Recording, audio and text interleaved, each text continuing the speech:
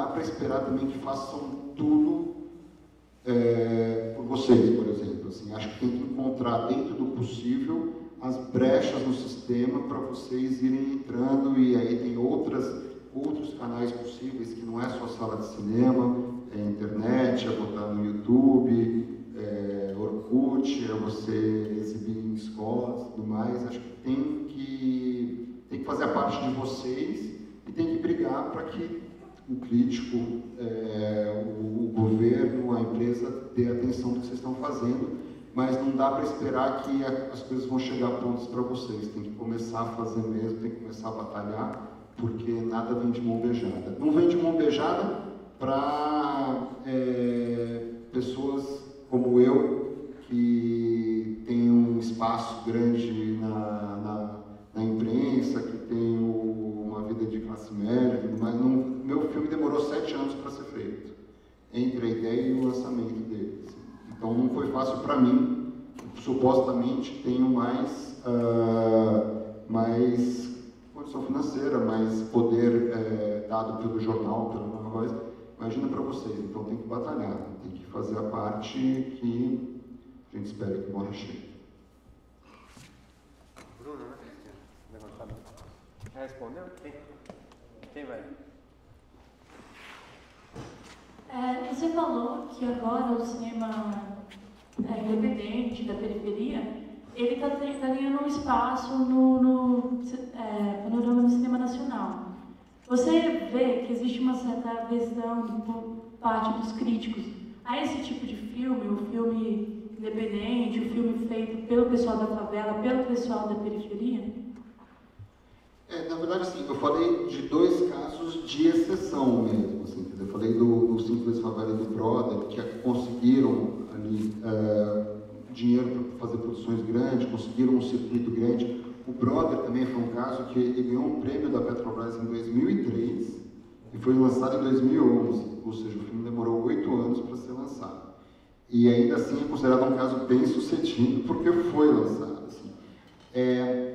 Eu acho que tem um problema anterior ao que você está perguntando. Você está me perguntando assim, você acha que as pessoas estão reconhecendo, estão dando espaço, mas eu acho que as pessoas não estão vendo. As pessoas têm que primeiro ver os filmes para saber se vão dar espaço ou não. Ou seja, tirando esses 2 filmes que eu falei que foram filmes grandes, eu não vejo com frequência filmes vindo da periferia. E eu trabalho com isso. Assim. Então, acho que tem que resolver tem que resolver 2 problemas. Quer dizer, dar condições para as pessoas produzirem, né? E o 2 é dar espaço para elas exibirem. Quando você resolver essas 2 questões, é que você vai poder falar assim, as pessoas estão sendo justas ou não com esses filmes, estão dando espaço ou não para esses filmes. Nesse momento, esses filmes não estão nem sendo vistos, alguns não estão sendo nem produzidos e nem quase nenhum está sendo visto. Então, nesse momento que a gente tem algumas iniciativas que falam assim, isso aqui é importante, merece investimento, merece atenção e tudo mais, uma iniciativa muito bacana, mas precisaria de muito mais dessas iniciativas para vocês, né, para esse cinema de periferia, chegar, por exemplo, a um Cinemark do shopping. Tá? Eu citei os 2 filmes que foram feitos por essa turma, que existe um potencial, né, para ser feito dezenas desses filmes. Né? Então, é um longo e demorado processo, mas assim, essas iniciativas, como Cinetela Brasil, me dão esperança de que alguma coisa vai acontecer em breve. Assim.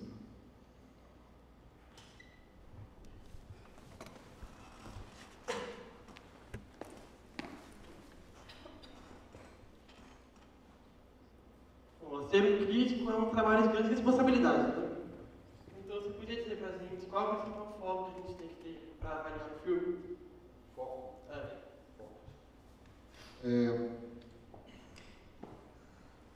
Não sei se tem um foco só, assim, o que eu acho assim, um pouco do que eu estava falando, assim, é você tentar perceber que ser crítico de cinema não é chegar e falar assim, fazer um julgamento de um filme, ou seja, esse filme é inocente ou ele é culpado, né? Ele é bom ou é ruim, é bonito ou é feio. Não é isso, não deveria ser isso o trabalho do crítico. Assim, o trabalho do crítico você tem que ter uma formação, eu acho, assim, ou seja, você tem que ter visto muito cinema, assim, você tem que conhecer a história do cinema, você tem que conhecer os principais filmes da história do cinema, os principais movimentos da história do cinema, as principais cinematografias mundiais, tem que conhecer, você tem que ler sobre filmes, você tem que estudar um pouco aquilo que eu estava falando, a linguagem do cinema, né? Quer dizer, o como você pode contar uma história, né? Porque você não está analisando só a história, você está analisando como ele contou, como ele adotou os recursos específicos do cinema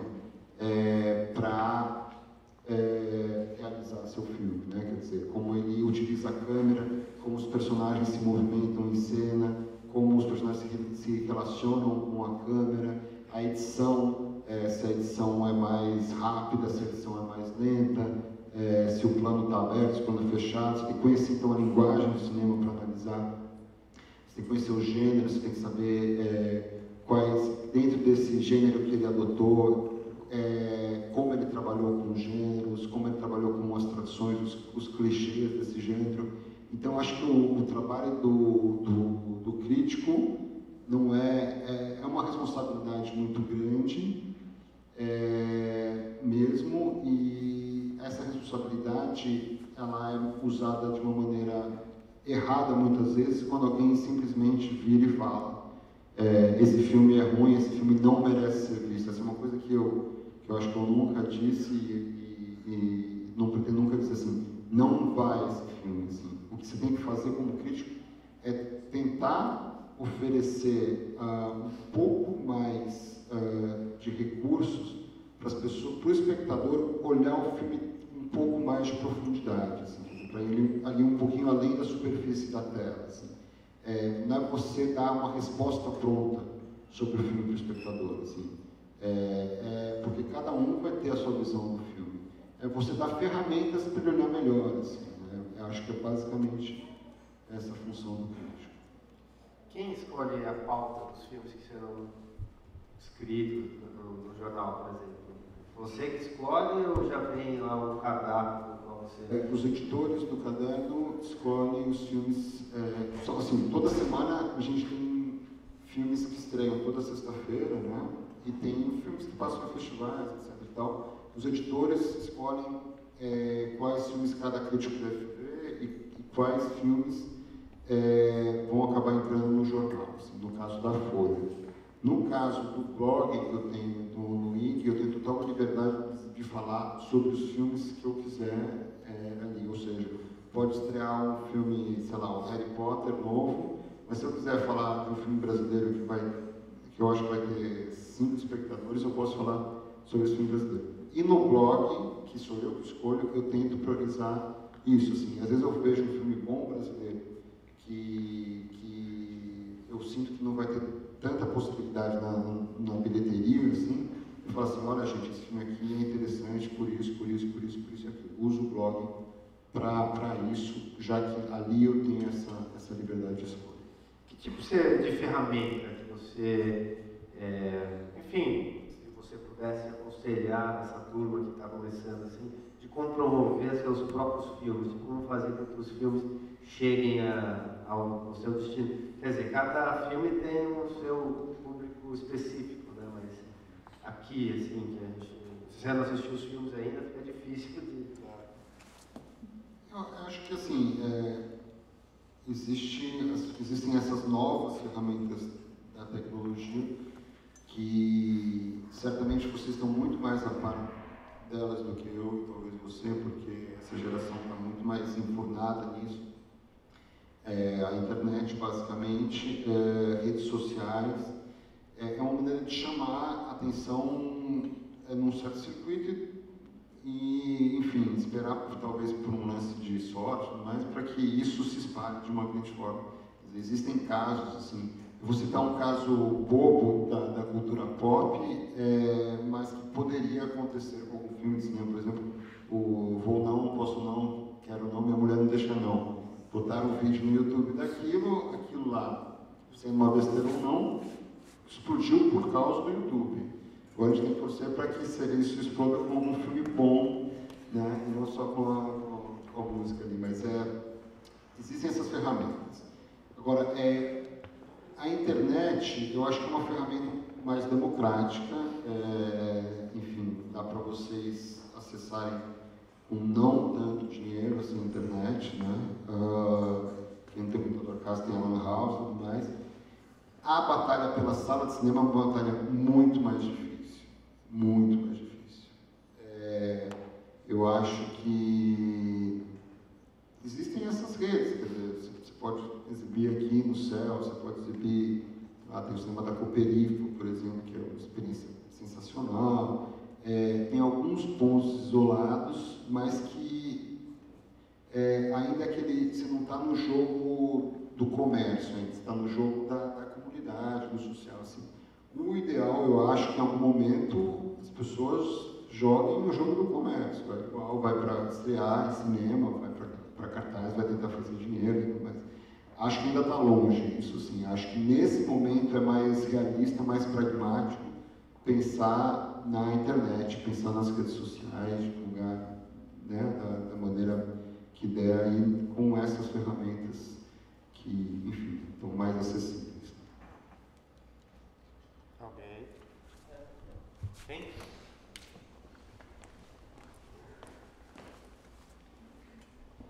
Quais são os aspectos positivos e negativos de ser um crítico?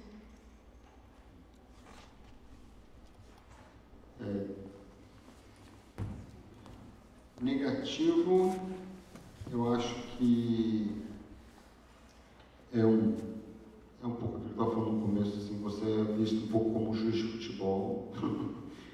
Não é uma profissão muito amada, assim, né? As pessoas não adoram um crítico de cinema. Talvez a gente mereça um pouco, alguns mereçam, não sei. Tem um aspecto negativo curioso, assim, que parece reclamar de boca cheia. Assim. Pela profissão, eu tenho que ver muito filme. Nem sempre eu escolho os filmes que eu vejo. Eu acabo vendo muita coisa que, enfim, as pessoas descartariam de cara porque acham ruim. O que eu sinto aqui para mim, que acabo vendo muita coisa, eu sinto falta, às vezes, daquela sensação, parece que as coisas se embaralham um pouco, sabe? O excesso, você não distingue mais tão bem os filmes, você não tem aquela experiência, às vezes, um filme, não sei se você tem uma experiência mágica no cinema, assim, né? Aquele filme te transporta para outro lugar, quase religioso, assim, né? E com o tempo, pelo excesso de filmes, para mim é cada vez mais raro ter essa experiência. Assim.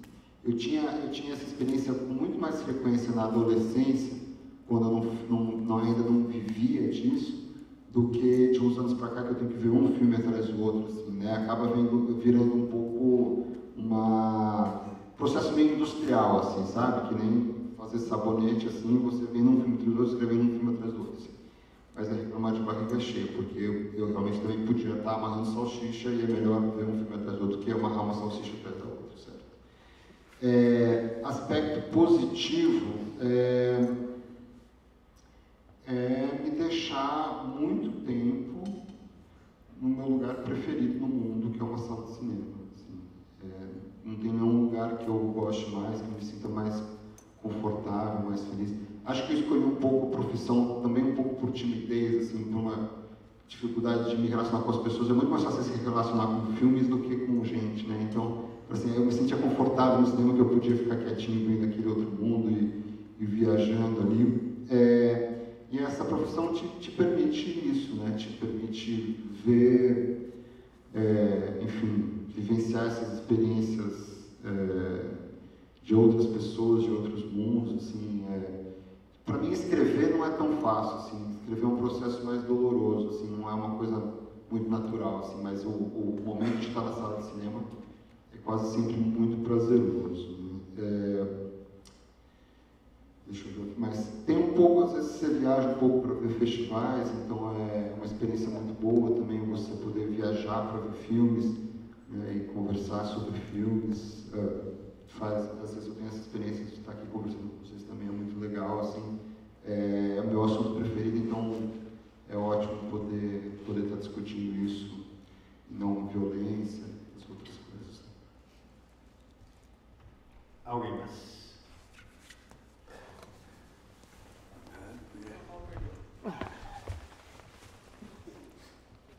Acabou o jogo 2-0 Santos, Então, eu queria saber qual que é o seu filme predileto, se é que tem, né? Porque quando você assiste tantos filmes, fica difícil de achar o melhor. Caramba, essa é uma pergunta difícil, porque assim, quando você vê muitos filmes, você tem muitos filmes prediletos, às vezes eles variam, assim, mudam de um tempo para o outro, assim. Filmes brasileiros, assim, daí fica meio chato, porque assim, às vezes eu vou falar um filme brasileiro que eu adoro, é um filme da década de 60, então não é referência para muita gente aqui. Então, por exemplo, filme brasileiro, eu adoro um filme chamado Bandido da Luz Vermelha. É um filme que tem em DVD. Se vocês têm a chance de assistir, tentem assistir. Você conhece? Sim? Vou dizer que talvez esse seja o meu filme brasileiro, ou o filme brasileiro que mais se manteve como meu preferido, assim. Eu, em geral, eu penso mais em diretores preferidos, assim, né? Mais até do que filme, assim, porque quando você acaba vendo muito filme, você acaba identificando, e uma das coisas que é interessante do debate crítico, você acaba identificando um pouco a cara do diretor pelo filme, assim, né? Assim, eu tenho assim, às vezes as pessoas que veem um filme ficam muito atentas ao ator, assim.